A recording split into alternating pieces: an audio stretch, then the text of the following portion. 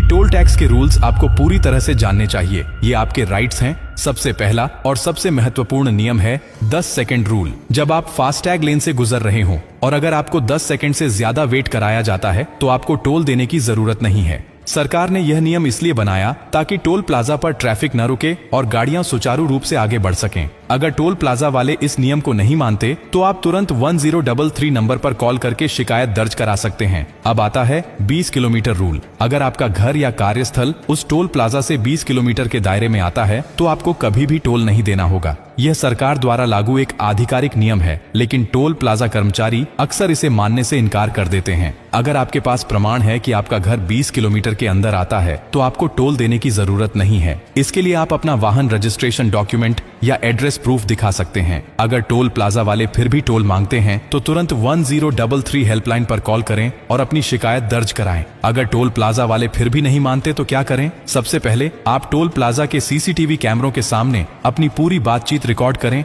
और उन्हें यह दिखाएं कि आप अपने अधिकारों के बारे में जानते हैं। अगर वे फिर भी जिद करते हैं तो उन्हें यह पोस्ट दिखाइए और बताइए कि सरकार ने स्पष्ट निर्देश दिए हैं कि इन परिस्थितियों में टोल वसूलना अवैध है। अगर वे फिर भी नहीं मानते तो 1033 पर कॉल करें और उनकी मनमानी की शिकायत दर्ज कराएं। 1033 हेल्पलाइन क्यों बनाई गई है? ये helpline national highway authority of India द्वारा शुरू की गई है ताकि टोल प्लाजा पर हो रही किसी भी धांधली को रोका जा सके। अगर आपकी शिकायत सही पाई जाती है तो टोल प्लाजा के खिलाफ कार्रवाई की जाएगी। अगर फिर भी आपकी समस्या हल नहीं होती तो आखिरी विकल्प क्या है? अगर 1033 पर शिकायत करने के बावजूद आपकी समस्या हल नहीं होती है और टोल प्लाजा वाले लगातार मनमानी कर रहे हैं तो आप अपने क्षेत्र के NHAI अधिकारी से संपर्क कर सकते हैं। इसके अलावा आप RTI दायर कर सकते हैं और पूछ सकते हैं कि टोल प्लाजा की मनमानी को रोकने के लिए सरकार ने अब तक क्या कदम उठाए हैं। इस जानकारी को ज्यादा से ज्यादा लोगों तक पहुंचाना जरूरी है। टोल प्लाजा वाले अक्सर उन लोगों से ज्यादा पैसे वसूलने की कोशिश करते हैं जिन्हें इन नियमों की जानकारी नहीं होती।